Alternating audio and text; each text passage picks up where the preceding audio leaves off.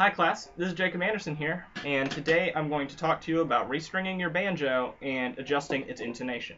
The first thing I'm going to talk about is restringing because you have to do that before you can adjust the intonation. So if you're more interested in the intonation, head on more towards the end of the video for that lesson. Now, for restringing the banjo, first thing you need to do is remove your old strings. You'll need some sort of apparatus to cut the strings. I bought, it's almost like a pair of scissors on eBay for, or not eBay, Amazon for about $3. So that's always a good place to look.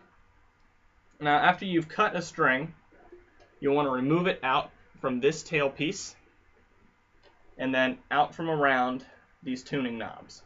And it's also important when you're removing a string to keep in mind that this bridge right here is not held on by anything but the tension in the strings.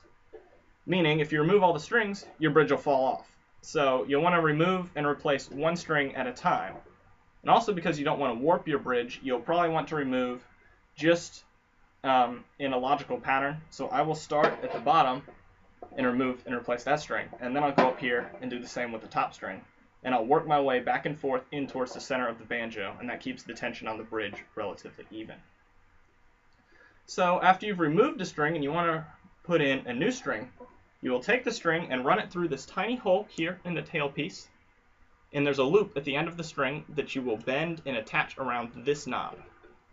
Then you will run the string up, across and over this bridge, and then down the neck towards the tuning pegs. Now there's a small hole in the tuning peg that you'll run the string through, and then you'll hold that end of the string out to the side and begin twisting this knob.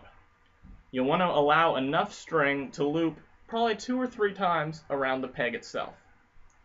It's also important to keep in mind that the string should always be on the side of the peg facing towards the body or the center of the banjo. So if you're using these 2 tuning pegs, you're going to want to twist the string this way. Well, if you're using these 2 tuning pegs, you'll want to twist the string this way. You also should keep in mind that this highest string on beginner banjos can sometimes pop off of this tuning knob. One way to get around this is to put some insulation around the end of your string and the part that goes over the knob. I'll show you mine.